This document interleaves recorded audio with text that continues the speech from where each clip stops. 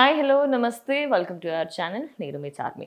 ఇటు చిరంజీవి గారిని కలిసేందుకు ప్రెజెంట్ అయితే కమిటీ కుర్రాళ్ళు సినిమాకి సంబంధించిన వాళ్ళందరూ వెళ్ళడం జరిగింది. కమిటీ కుర్రాళ్ళు అటు సినిమా వచ్చిన వెంటనే మంచి హిట్ని అయితే సంపాదించింది. అదేవిధంగా నిహారిక కొన్నిదెల ప్రొడ్యూసర్గా ఫస్ట్ తీసిన మూవీ కావడం, అదేవిధంగా ఈ సినిమాలో అటు ఫ్రెండ్షిప్ పరంగా, అటు విలేజ్ సెంటిమెంట్స్ పరంగా, అటు ఫ్రెండ్స్ ఎలా ఉంటారు, ఇంతమంది ఫ్రెండ్స్ కలిసి ఉంటే ఎవరి భావోద్వేగాలు ఎలా ఉంటాయి, వాళ్ళ ఫ్యూచర్లో ఎలా ఉంటారు ఏంటి, వీటన్నిటికీ సంబంధించి కమిటీ కుర్రాళ్ళు మూవీ ఒక మంచి బ్లాక్ బస్టర్ హిట్ని అయితే సంపాదించింది.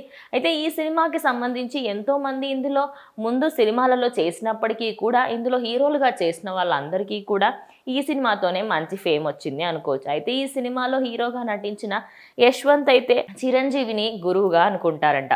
అయితే మరి గురువుగా అనుకున్నప్పుడు ఖచ్చితంగా ఒక్క ఫోటో అయినా దిగాలి అనుకుంటారు. ఇంకా చిరంజీవి గారితో ఒక్క ఫోటో దొరికితే చాలు రా బాబు అనుకుంటూ ఉంటారు ఫ్యాన్స్.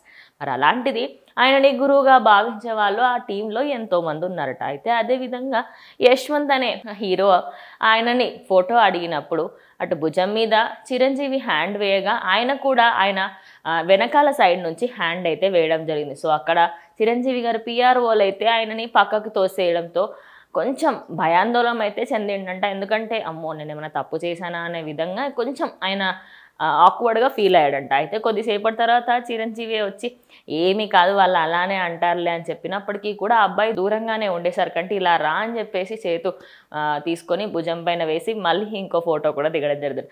అంటే చిరంజీవి ఎంత గొప్ప వ్యక్తి, ఆయన ఎంతమందిని మోటివేట్ చేస్తూ ఉంటారనే దానికి ఇది ఇంకో పెద్ద నిదర్శనం అనుకోవచ్చు.